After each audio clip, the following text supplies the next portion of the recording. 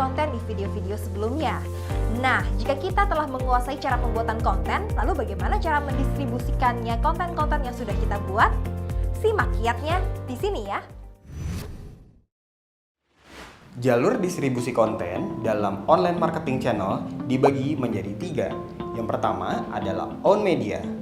Own media adalah media yang kita punya seperti website, mobile site, aplikasi, blog, podcast, akun sosial media, dan lain sebagainya.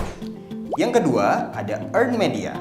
Earned media adalah publisitas yang didapatkan dari pihak ketiga terhadap konten yang kita buat. Di antaranya seperti share, komen, review, atau ulasan.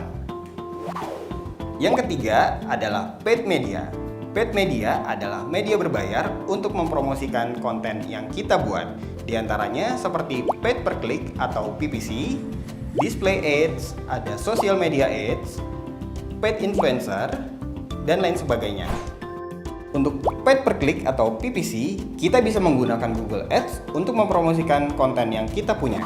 Dengan sistem PPC, kita hanya membayarkan sesuai dengan klik yang kita dapatkan. Paid influencer adalah kita membayar influencer untuk memposting konten yang kita punya di sosial media mereka.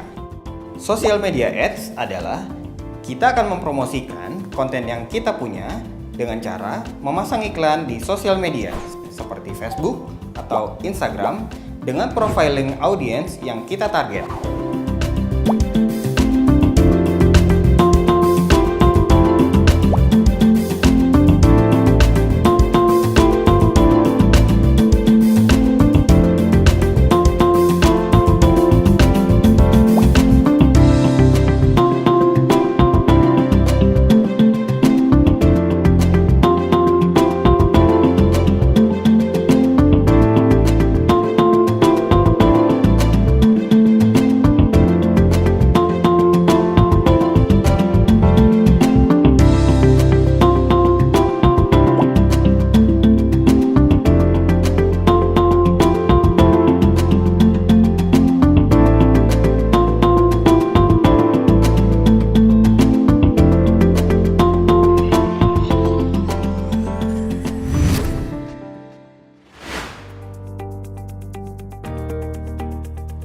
Paparan dari instruktur kita tadi mudah-mudahan membuat kita makin mengerti soal distribusi konten ya teman-teman.